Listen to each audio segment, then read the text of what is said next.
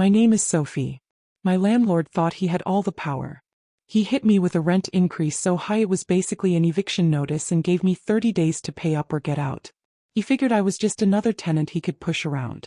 What he didn't know was that I was about to stumble upon the illegal empire he was secretly running right under my nose. When I first moved into the apartment, it honestly felt like a steal. The rent was fair for the neighborhood, and the building had a bit of character. It was my own quiet spot in the world. My landlord, a guy we'll call Mr. Henderson, lived in the main house on the property but mostly kept to himself, which seemed perfect at first. But after a few months, the little cracks started to appear. A leaky faucet took 3 weeks and 4 texts before he even bothered to glance at it. When he finally showed up, he spent the whole time complaining about how much plumbers cost. Like I'd personally asked for the faucet to start dripping. Then the heat died in the middle of a cold snap. It took me sending a formal email where I literally had to quote my tenant rights to get him to make a call. Every little chat we had was dripping with this subtle attitude. This constant reminder that this was his property. And I was just lucky to be living in it. So, I dealt with it. The commute to my job was perfect. And the thought of packing everything up and facing the cost of moving was just too much. So I stayed. I paid my rent on the dot. Every time. I kept the apartment spotless. I was the perfect tenant. And I figured that had to count for something. Thought being a good, quiet renter would earn me a basic level of stability. But I was about to learn that for a guy like Mr. Henderson, none of that mattered. He didn't see a person. He just saw a number in his bank account. And he'd decided that number wasn't big enough anymore. The notice showed up on a Tuesday. It wasn't an email or a text. It was a plain white envelope taped to my front door. My name scrawled on it in his spidery, angry-looking handwriting. My stomach just sank. One sheet of paper told me my rent was going up by 40%. Effective the first of the month. I had 30 days to agree or vacate. 40%. I had to read it 3 times because I was sure it was a typo. It wasn't. It was such a ridiculous number that there was no way I could afford it. It was a clear message. Get out. A wave of pure panic hit me.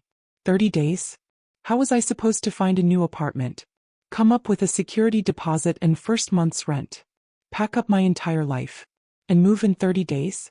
It was a total nightmare. But once the panic started to fade, something else kicked in. Bigger. This wasn't just business. It was a power move. A cheap way to evict me. Shaking. I sat down at my computer and started digging into my state and local tenant laws. It took all of 10 minutes to confirm what I already felt in my gut. An increase like that was almost certainly illegal for my building.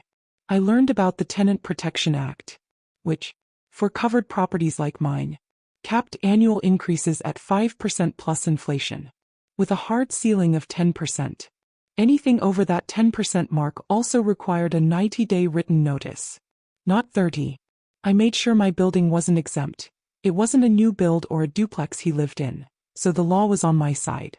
He wasn't just bending the rules. He was banking on me being too scared or too uninformed to call him on it. He thought he could bully me out, and he almost did. But seeing the law right there in black and white just lit a fire under me. The fear was still there, but now it was mixed with this cold, hard determination. He'd pushed me into a corner, and that was the biggest mistake he could have made. For a few days, I had no idea what to do. Sure, I could fight the rent increase.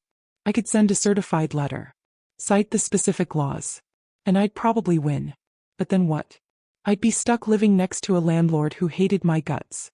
He'd make my life miserable, looking for any tiny reason to start a formal eviction process. It felt like winning a single battle in a war I was set up to lose. I needed real leverage. I needed something that would stop him. For good. That's when I started noticing the smell. It was this weird, chemical odor that would drift over late at night. Seemed to come from this big, windowless shed at the back of the lot. A shed Mr. Henderson had been weirdly protective of from day one. He told me it was just for his personal storage and to stay away from it. No. My mind was racing. I started watching. Since I work from home, my schedule is flexible. A few nights a week, way after midnight, a plain white van would roll into the driveway. Mr. Henderson would come out of his house, and he and the driver would start unloading these unmarked cardboard boxes and heavy black plastic drums into the shed. The whole thing was fast, quiet, and always done in the dark. The whole setup just screamed illegal. The late night hours. The unmarked containers. That sharp, industrial smell that sometimes hung in the air. What in the world was he doing in there? Whatever it was, he was going to extreme lengths to hide it. And I realized that his secret might just be the leverage I was looking for. The fear that had been tying me in knots started turning into this strange, focused energy. He wanted to ruin my life over a few $100. I was about to find a secret that could cost him everything. I became obsessed. I wasn't a tenant fighting eviction anymore. I was an investigator. And I knew that if I was going to do this, I needed cold, hard proof. First, I started a log. Every time that van showed up, I wrote down the date, the time, and the license plate. I described the boxes and the black drums.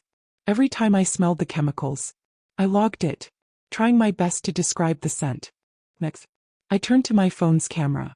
My second-floor window had a clear view of the shed. The photos were grainy, even with the zoom maxed out. But they were proof. Proof of the late-night deliveries. Proof of Henderson and this other guy handling those black drums, moving like they didn't want to be seen.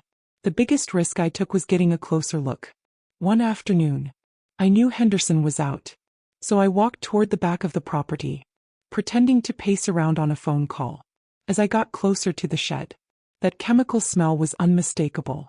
Even in the middle of the day, I saw a dark, oily-looking stain on the ground right by the door, like something had spilled. I snapped a quick, clear photo of it. Later, I peeked in his recycling bin and found some torn-up shipping labels he'd missed. Piecing them together, I could make out enough information to search online, and the codes pointed to suppliers of industrial-grade chemicals. My nights were filled with research. I looked up city zoning laws, environmental regulations, and business license databases. It became obvious that whatever he was doing involved hazardous materials. Materials that required special permits to transport and store. Permits I was willing to bet my security deposit he didn't have. The list of potential violations was staggering. Illegal hazardous waste storage. Running an unlicensed business out of a residential zone. And probably a ton of tax evasion. I put everything into one folder. My log. The photos. Research notes. And a copy of his illegal rent hike letter. This was my weapon. With all my evidence ready, the moment came. I just sat there, staring at my phone. My heart pounding. This was it. Once I made these calls, there was no going back. He lived right next door. He could get angry. He could get violent. But then my eyes landed on the eviction notice still on my desk. And that fire came roaring back. He started this. I was damn well going to finish it. My first call was to the city's code enforcement department. I calmly laid out the facts, starting with the late-night deliveries and ending with the chemical smell. I made sure I sounded like a concerned citizen, not a bitter tenant. I mentioned I had photos and a detailed log that I could email them. The person on the phone got very serious and told me they'd look into it. My second call was to the county's environmental health department, the people who handle hazardous materials. I told them the same story. Their reaction was even stronger. The words unmarked chemical drums and residential area clearly set off major alarms. They gave me a case number and said an inspector would be out. After I hung up, this weird sense of calm washed over me. I'd done it. The ball was rolling. The next week was one of the most stressful of my life. Every time a car drove by, I jumped. I kept expecting a furious knock on my door. But nothing happened. He had no idea what was about to hit him. About a week later, the first shoe dropped. A city official with a clipboard showed up and had a long, tense talk with Mr. Henderson in the driveway. I watched from my window as Henderson's face went from confused to furious. A few days after that, a team from Environmental Health Services arrived. They were wearing protective vests and carrying equipment. They took samples from that oily stain by the shed. The real nail in the coffin was the giant, bright red stop work order they slapped on the shed door. His secret operation was officially shut down. From there, things started to unravel for him. Piece by piece. The investigation apparently uncovered that he was running an unlicensed chemical mixing business, bottling industrial solvents and selling them as counterfeit cleaning products. It wasn't just illegal from a business standpoint. It was an environmental disaster waiting to happen. He was storing toxic, flammable chemicals with zero safety measures, just a few yards from where people were sleeping. The city and county eventually hit him with a list of fines that were reportedly staggering. And it didn't end there. The unlicensed business triggered a full-blown audit from the state tax board for years of undeclared income. He was facing financial ruin and the very real possibility of criminal charges. A few months later, a for sale sign went up in front of the whole property.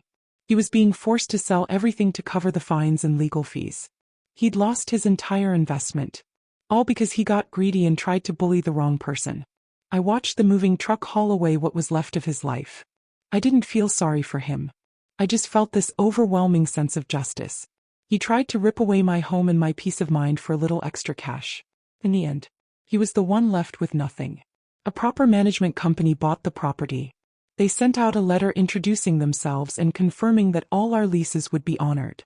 My rent stayed exactly where it was before Henderson tried his illegal hike. They even sent a real handyman to fix my faucet and service the heater without me even having to ask. Sometimes I walk past that shed, which is now clean and empty, and I think about how close I came to just giving in. How easy it would have been to just pack my bags and let him win. But I didn't. I stood my ground. I did my homework, and I fought back. He thought he was the king of his little patch of dirt. But he learned the hard way that everyone has to answer to the law. And sometimes, the person you think is a powerless pawn is the one who puts you in checkmate. If you've ever had a landlord from hell, drop the story in the comments. I'd love to hear that I'm not alone. And if you got some satisfaction out of this story, don't forget to like and subscribe for more tales of the little guy coming out on top. Thanks for watching.